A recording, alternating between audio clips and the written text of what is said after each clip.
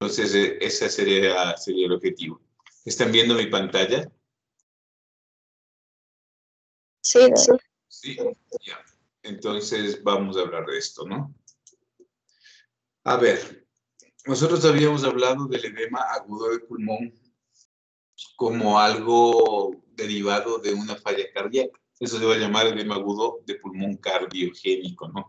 Eso es diferente del edema agudo de pulmón que me hace el distrés respiratorio, la neumonía, el coronavirus. ¿Cuál es la diferencia fisiopatológica entre el edema agudo de pulmón cardiogénico versus el no cardiogénico? ¿Quién me puede decir?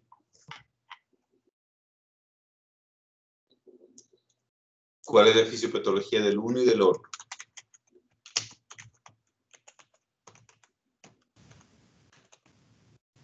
El tipo de filtrado. reflujo de A ver, ¿cómo? por flujo retrógrado de sangre, el cardiogénico. Ya. Y ¿Y el otro? a ver, El tipo de filtrado. Podría ser, pero va a ser un poquito más, más conciso.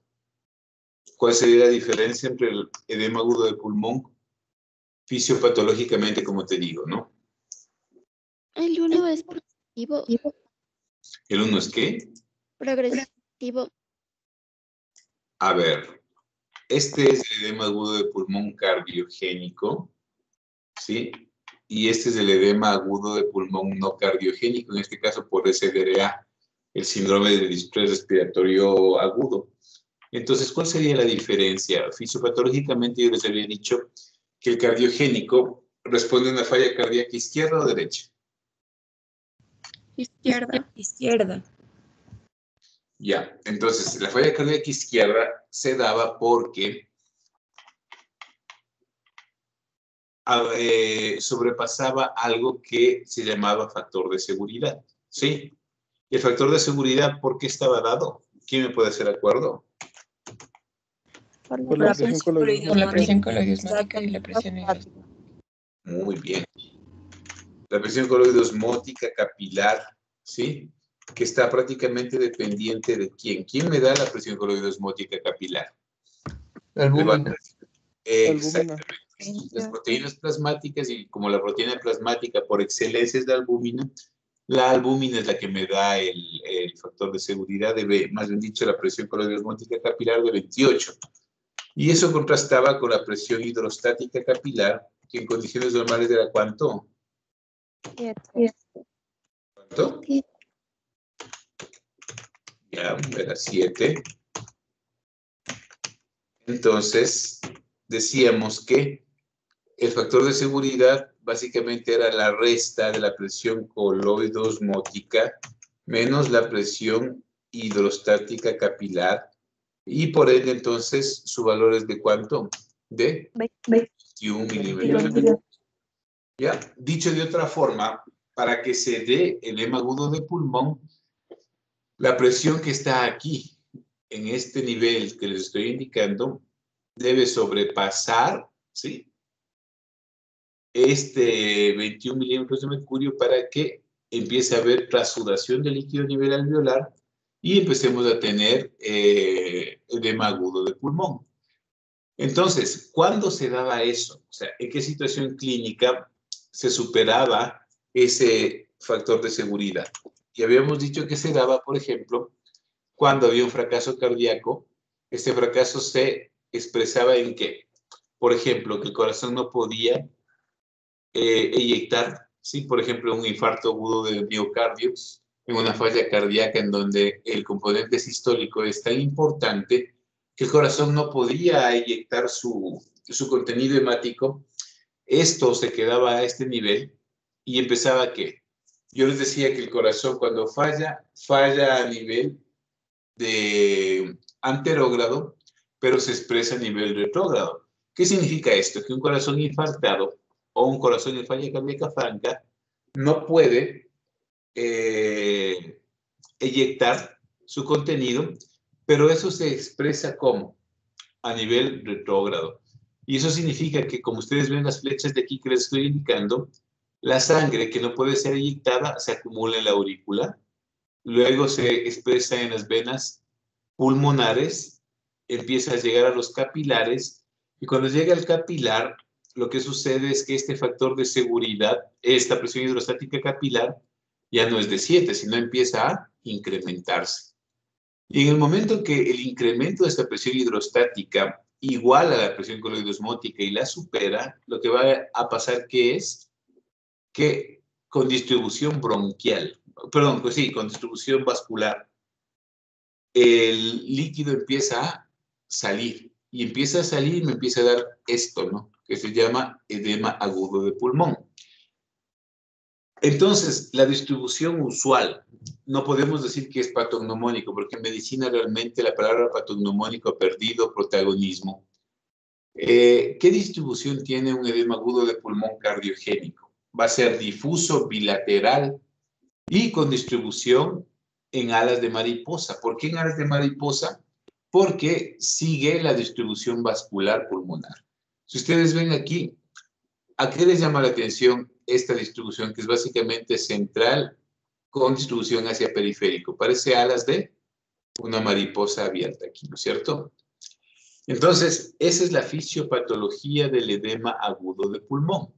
Entonces, vean la diferencia del SDRA. En el SDRA, en cambio, ¿ustedes ven que es difuso el edema? Parece que sí.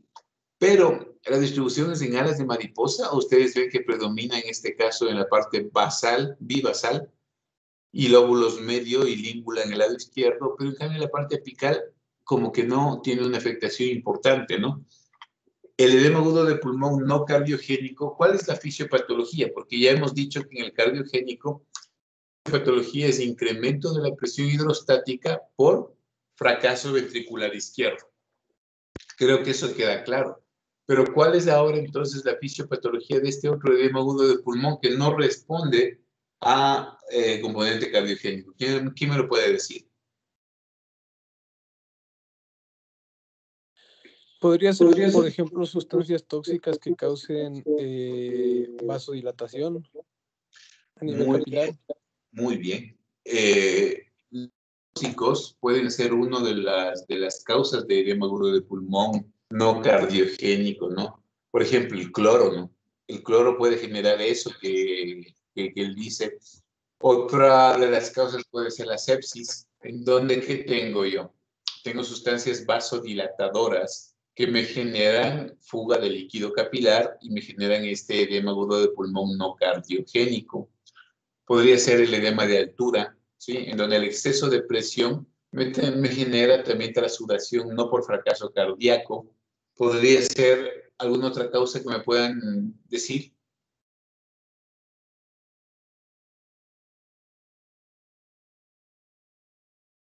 Edema post-extubación, edema de altura, infecciones pulmonares, infecciones no pulmonares, pero a la final la anafilaxia. ¿Por qué la anafilaxia me puede dar edema agudo de pulmón no cardiogénico? ¿Quién me lo dice?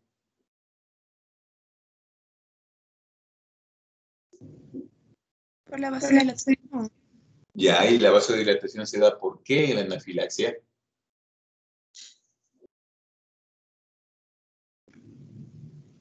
Por la degranulación de los mastocitos. Excelente. Y el mastocito cuando se degranula, ¿qué sustancia saca a la componente sanguínea? Histamina. La histamina. Y la histamina, por definición, es un vasodilatador, ¿sí? Entonces, cuando yo tengo un edema agudo de pulmón no cardiogénico, lo que sucede prácticamente es que se dan sustancias vasodilatadoras. Esas sustancias vasodilatadoras hacen que las células endoteliales se separen y que me generen la permeabilidad endotelial. Y al generar esa permeabilidad endotelial, ¿qué va a suceder entonces? Va a haber transudación. Por ende, la fisiopatología del edema agudo de pulmón no cardiogénico es incremento de la permeabilidad capilar. Hay proteínas como las caderinas, las claudinas, que son o mantienen a las células endoteliales firmes, ¿no? Pero en ciertas circunstancias patológicas lo que sucede es eso, ¿no? Estas proteínas fallan, permiten que haya incremento de los espacios entre células endoteliales y el punto final de todo esto es que termina en edema agudo de pulmón. Entonces, lo que esta práctica tiene que cimentar, pero como forma pragmática, es que nosotros podamos diferenciar entre el edema agudo de pulmón cardiogénico y el edema agudo de pulmón no cardiogénico. Entonces, de las dos diferencias que hemos visto, el punto fundamental, ¿cuál es? Que el edema agudo de pulmón cardiogénico fisiopatológicamente responde a causas bastante distintas y diferentes que el edema agudo de pulmón no cardiogénico. Dicho de otra forma, la fisiopatología aquí sería por incremento de presión. ¿De qué presión? Hidrostática. Punto. Y eso, incremento de presión hidrostática secundario ¿a qué? Pero a fracaso eyectivo ventricular izquierdo. Entonces, la fisiopatología del edema agudo de pulmón cardiogénico es edema agudo de pulmón por incremento de la presión hidrostática capilar secundario a fracaso eyectivo ventricular izquierdo, ¿sí? Mientras que el edema agudo de pulmón no cardiogénico debe su fisiopatología a cosas totalmente diferentes. Aquí el corazón puede tener una función ventricular izquierda normal o inclusive incrementada, pero el edema agudo de pulmón se debe ¿a qué? ¿Cuál sería la causa? Sustancias vasodilatadoras que aumentan la permeabilidad capilar. Perfecto. Incremento de la permeabilidad capilar.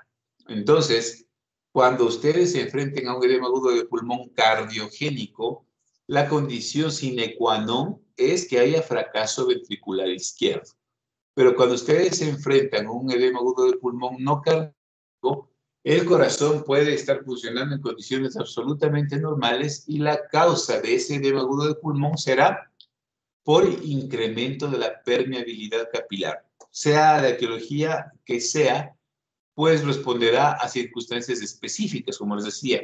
En la sepsis, citoquinas proinflamatorias.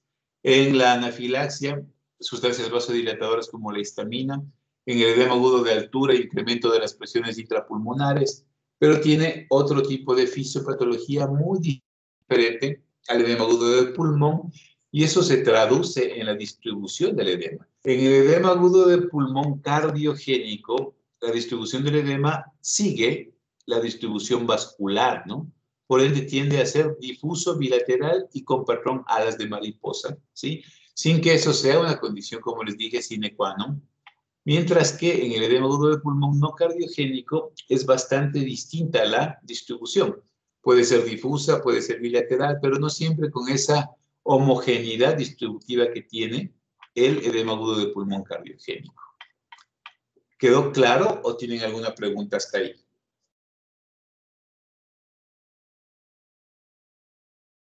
Listo. Entonces,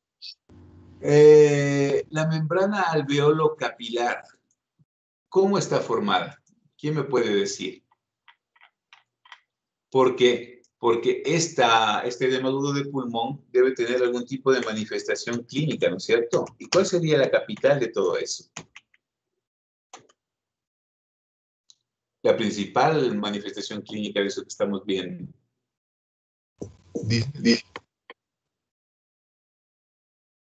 ¿Cómo se expresará el fracaso o el incremento del líquido a ese nivel? O sea, ¿qué sucederá? Disnea. Va a haber menos intercambio Se acumulan los gaseoso. alveolos y los produce disnea. Muy bien, uno es disnea y en eso estamos totalmente de acuerdo, pero ¿habrá alguna otra situación? ¿Qué dicen ustedes?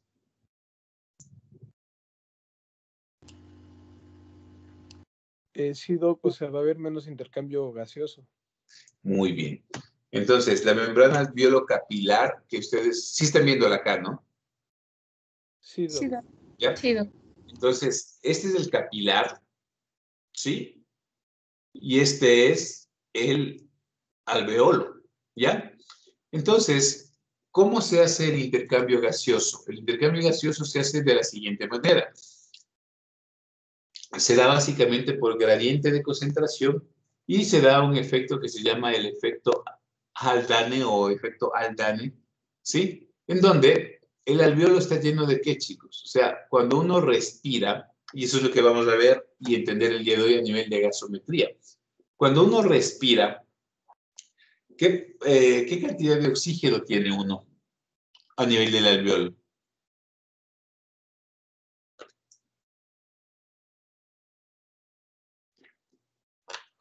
Ya vamos a ver esa parte.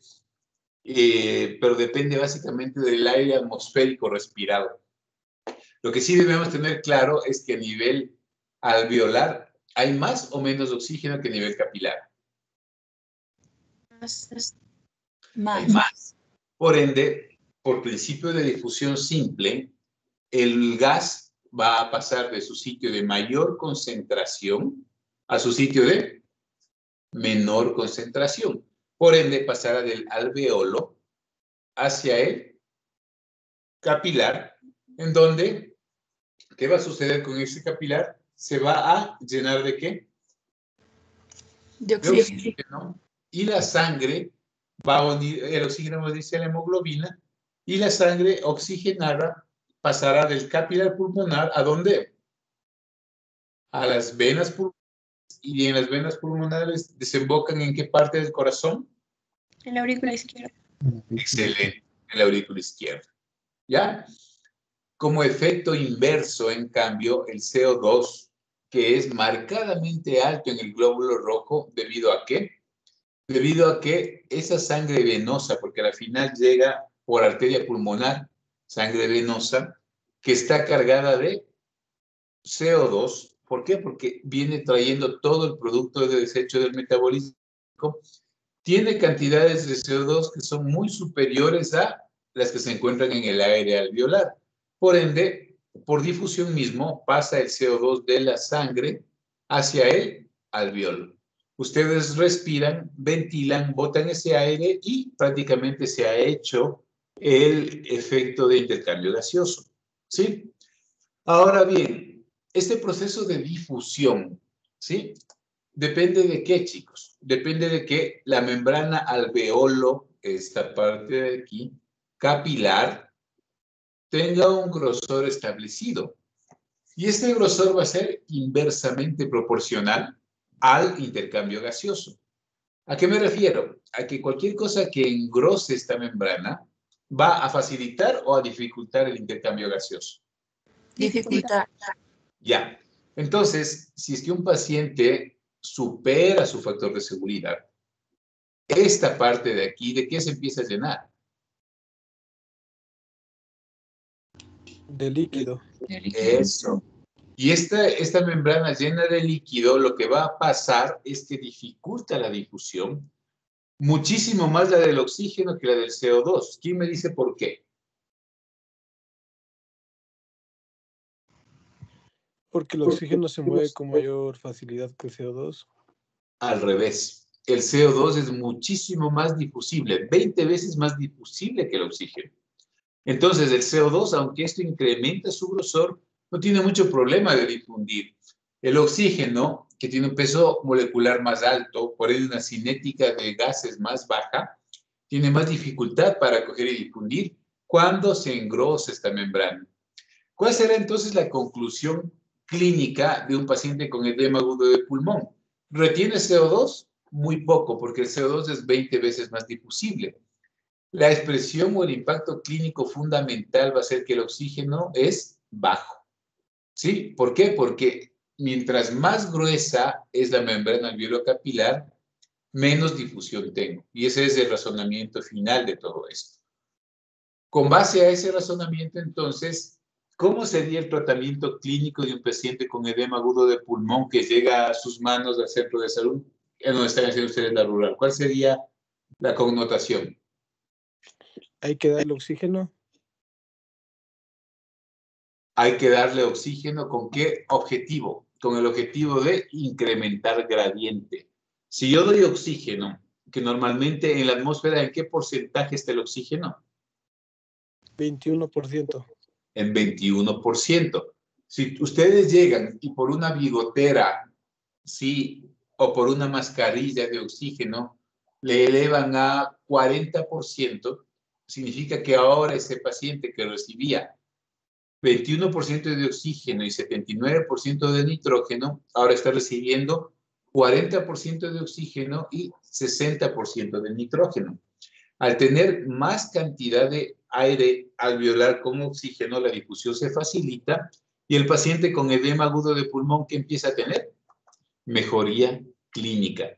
¿Cómo llegó este paciente a sus manos cuando no le habían dado a ustedes oxígeno para incrementar el gradiente? ¿Cómo estaba con este paciente cuando llegó de ustedes? Hipoxémico. Hipoxémico.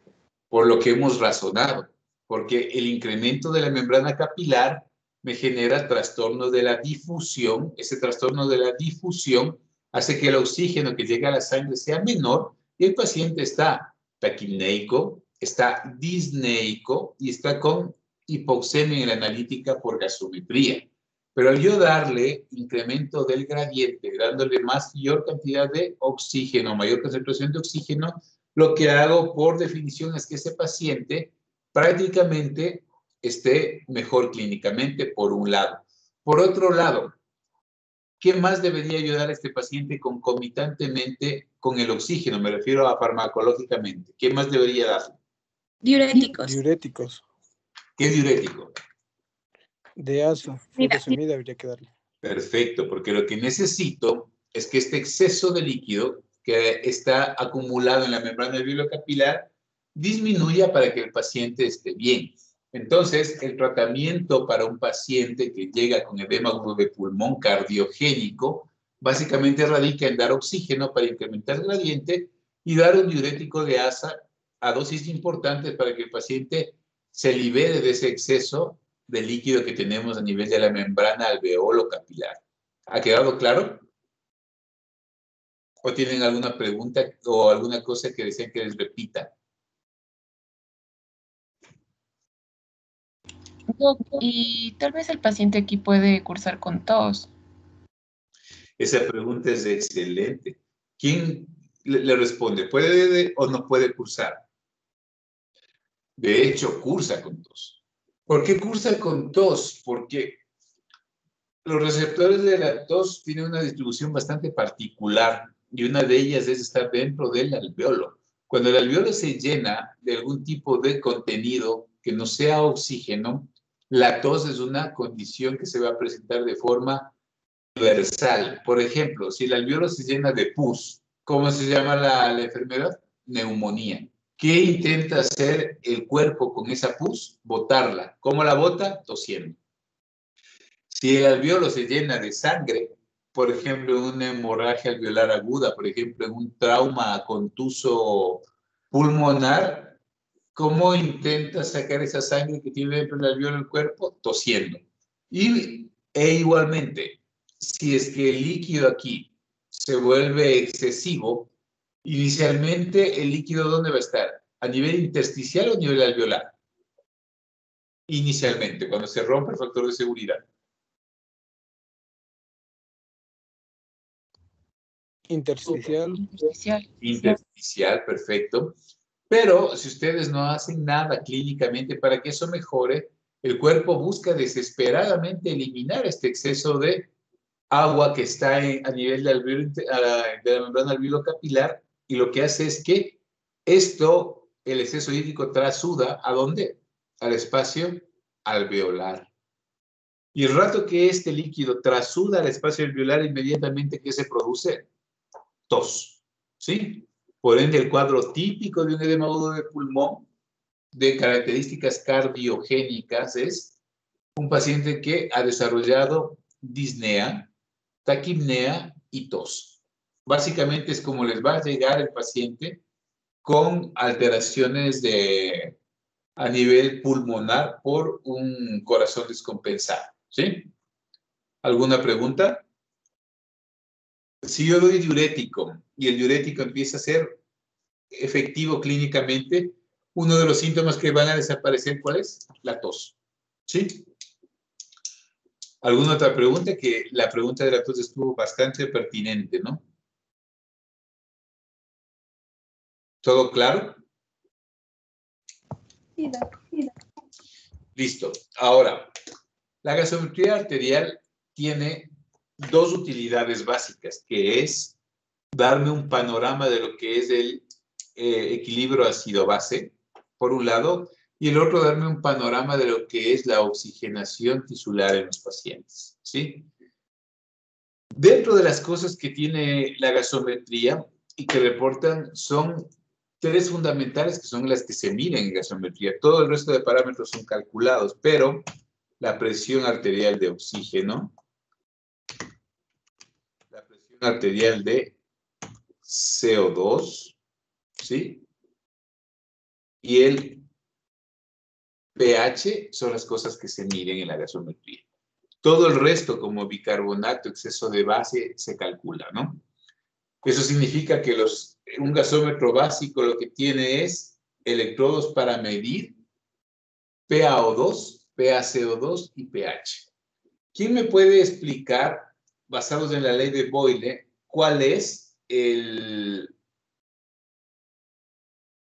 la forma en que un gas se calcula su presión parcial y su presión total de barométrica? Por ejemplo, el aire que nosotros respiramos debe tener, si fuese un solo gas, tendría una sola presión, pero ustedes saben que prácticamente el gas que nosotros respiramos tiene un componente de dos gases fundamentales, que son oxígeno y Nitrógeno. muy bien, y que el oxígeno basalmente está con una concentración del 21% y el nitrógeno de 78%, le vamos a poner 79% para fines prácticos, porque y el 1% es CO2 y gases raros, ¿no?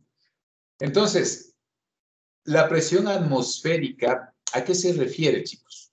Porque la FiO2 o fracción inspirada de oxígeno, que es el porcentaje de oxígeno versus el porcentaje de nitrógeno, es algo prácticamente constante a menos que superes los 7.500 metros sobre el nivel del mar. Por ejemplo, en la cima del Everest vas a tener muchísimo menos oxígeno y tal vez si no eres habituado te va a tocar subir con un tanque de oxígeno. Entonces, ¿quién me dice cómo es esto de las presiones parciales de un gas? ¿Y cuál es la presión barométrica usual a nivel del mar?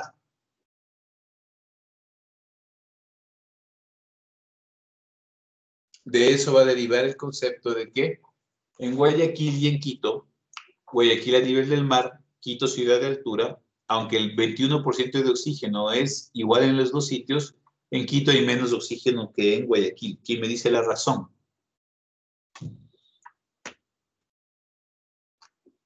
Por la altura, o sea, a menos altura siempre vamos a respirar ese 21% de oxígeno. Entonces, cuanta más altura, menos concentración de oxígeno va a haber.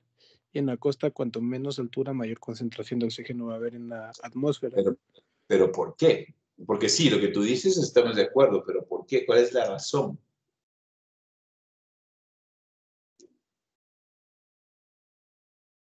Entonces, entramos en el análisis de lo que es la presión barométrica y sobre todo las presiones parciales de un gas. La ley de Boyle me dice que la presión total de un gas es igual a la suma de sus presiones parciales, ¿ya? Entonces, ¿cuánto es el 21% de 760?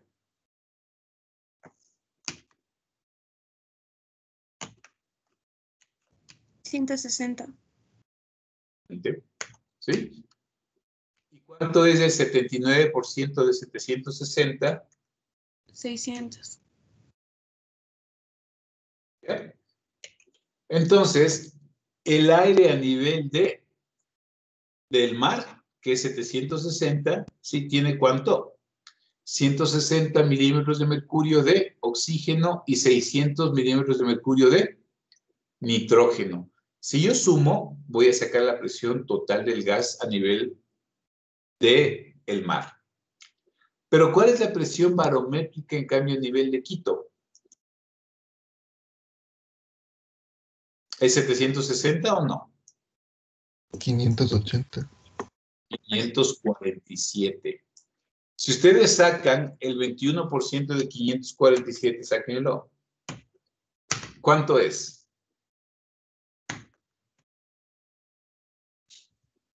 $114.87. Bueno, pongamos 115, ¿ya? ¿Y cuánto es el 79% de 547?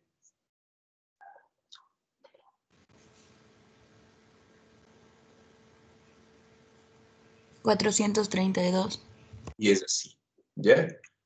Entonces, aunque la FiO2 o fracción inspirada de oxígeno en Guayaquil y en Quito es 21%, en Guayaquil yo tengo 160 milímetros de mercurio de presión parcial y en Quito tengo 115 milímetros de mercurio. Conclusión, ¿dónde hay más oxígeno? ¿A nivel del mar o en la altura? A nivel del mar. A nivel del mar. Y si yo me voy a La Paz, en donde La Paz es la capital de Bolivia, ¿no? La capital al menos política, porque administrativa es Sucre, tengo 457 milímetros de mercurio de presión atmosférica. Ustedes verán que la cantidad de oxígeno, sí, porque ahora saben que la presión parcial de oxígeno se calcula midiendo las presiones parciales de cada gas que componen el aire total, van a ver que la cantidad de oxígeno en La Paz es inferior a 100 milímetros de mercurio.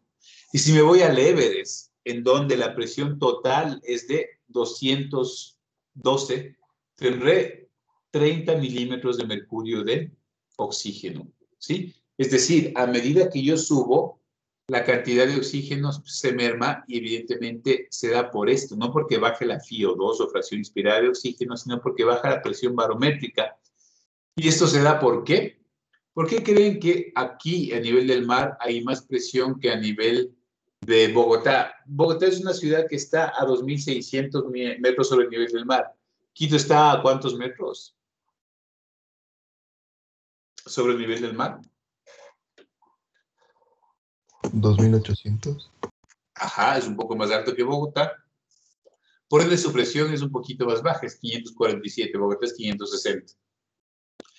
Caracas, que es una ciudad del llano, que está a 1.000 metros de altura, tiene 674. ¿Por qué creen que a medida que se va subiendo? Yo tenía la concepción personal que había más presión mientras más alto estaba el sitio geográfico, ¿no? Pero realmente no es así, ¿no? ¿Por qué hay más presión a nivel del mar que a nivel de la altura? ¿Quién me dice?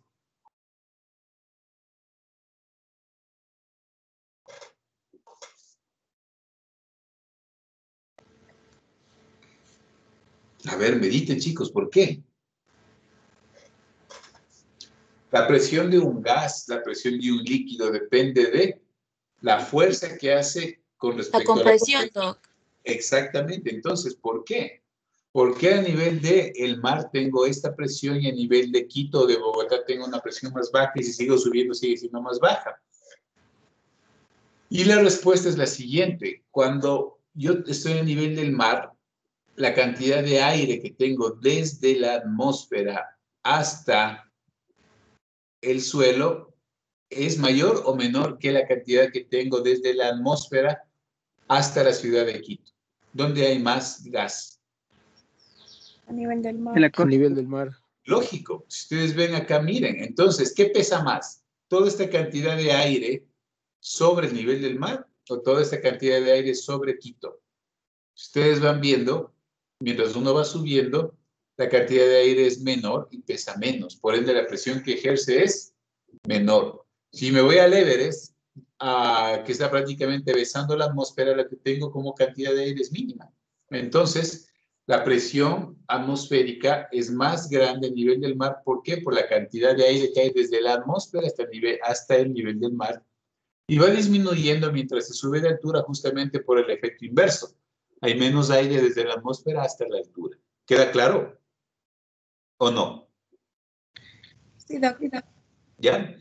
Entonces, para concluir, básicamente lo que yo estoy midiendo en la gasometría, ¿qué es? Estoy midiendo la PO2 o presión normal de oxígeno, ¿sí? ¿Cuánto es lo normal a nivel del mar? Entre 80 a 100 milímetros de mercurio, ¿sí? Ese es el valor normal de PO2. Cualquier valor por debajo de 80 se va a llamar hipoxemia, ¿sí? Mientras que a nivel de Quito es la misma cantidad o la misma presión barométrica o es inferior. Es inferior. Y es inferior, ¿no? Y eso hay que tenerlo bastante claro. Cuando pude hacer mi rotación extranjera en mi posgrado, me fui a Argentina. Argentina, Buenos Aires está a nivel del mar y a mí me costaba porque aquí en Quito, para nosotros 60, 80 era lo normal, ¿no? Pero, por ejemplo, en las entregas de guardia ellos decían, no, tengo un paciente con 70 milímetros de mercurio y está con hipoxemia. Yo decía 70 milímetros de hipoxemia, ¿por qué? Y es claro, porque ellos a nivel del mar, su valor normal de PO2 está entre 80 a 100. Para nosotros en Quito es de 60 a 80, o sea, 70 para mí era algo normal, pero ellos es hipoxemia. Y a medida que va subiendo la cantidad de milímetros de mercurio de PO2 sigue disminuyendo y mermando. Conclusión, esté en Guayaquil o esté en Quito, una presión de O2 normal, ¿sí? Es de 80 a 100 en un lado, 60 a 80 en el otro lado, y cualquier condición clínica que disminuya esta presión se va a llamar hipoxemia. ¿Quedamos claros? O hipoxia. Entonces, la diferencia es que este tipo de hipoxia a nivel de ciudades de altura se llama hipoxia hipovárica. ¿Qué es la hipoxia hipovárica? Entonces, ¿cómo le definiríamos? Porque nosotros, por definición, vivimos en una condición de hipoxia hipovárica. Lo normal es vivir a nivel del mar, pero nosotros, como seres humanos, nos hemos acostumbrado a vivir en ciudades de altura. Entonces, ¿cuál es la definición de hipoxia hipovárica? 760 es una condición normovárica. 547, 457 son condiciones hipováricas, es decir, situaciones en las cuales la presión atmosférica es más baja que su patrón de referencia a nivel del mar. ¿Queda claro? Toda ciudad de altura vive condiciones de hipovarismo o de hipovárico. ¿Por qué? Porque su presión es inferior a la que es normal a nivel del mar. ¿Queda claro esa parte? Sí, doctor. ¿Ya? Sí, doctor. Entonces, extrapolando estos conocimientos a un paciente con edema agudo de pulmón cardiogénico, que es lo que estamos viendo, ¿cuál sería su gasometría? Ya hemos inferido la clínica. La clínica es de tos, es de disnea, ¿sí? Y es de taquipnea, pero fundamentalmente eso se va a traducir a nivel sanguíneo en una disminución de la presión parcial de oxígeno a nivel sanguíneo, que debería ser a nivel del mar de 80 a 100 y a nivel de Quito de 60 a 80 milímetros de mercurio. Entonces, si yo le hago una gasometría a un paciente con edema agudo de pulmón cardiogénico, ustedes esperan que la presión parcial de oxígeno de esa gasometría sea inferior ¿a cuánto? A 60. Muy bien. Y si ese mismo paciente estaría en Guayaquil, yo esperaría que la presión parcial de ese gas sea inferior ¿a cuánto? 80. 80. Básicamente es lo que debe quedar como enseñanza de esta clase, ¿sí? ¿Qué les ha parecido, chicos? ¿Han entendido esta parte? ¿Tienen alguna pregunta o quedó claro?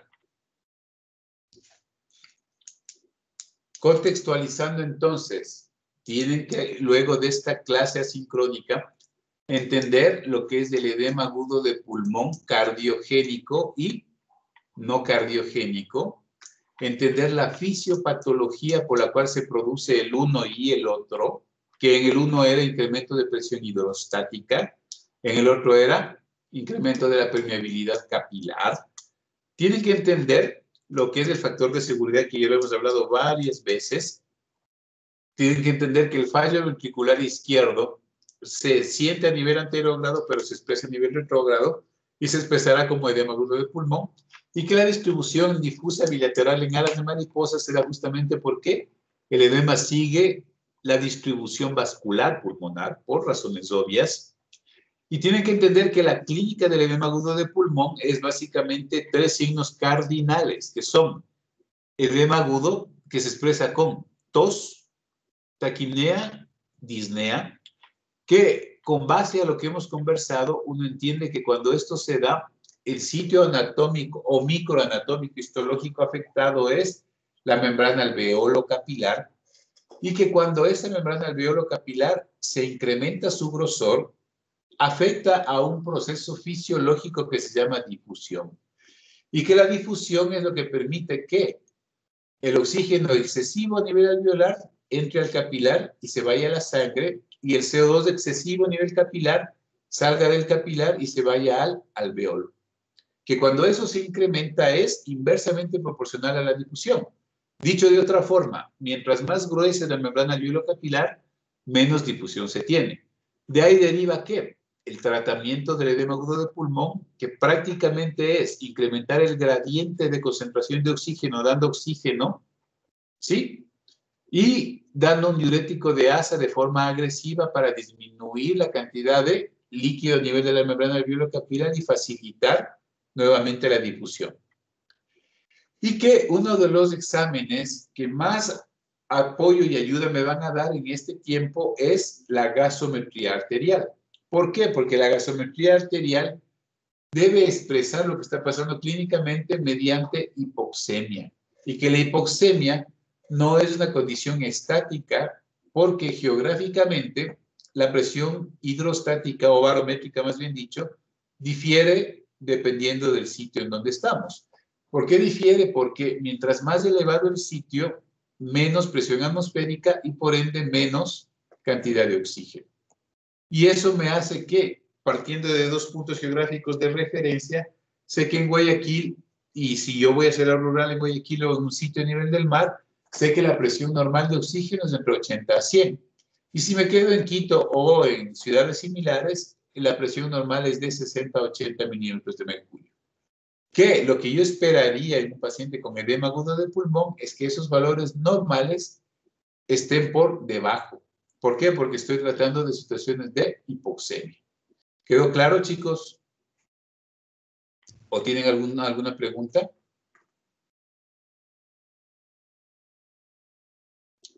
¿Listo?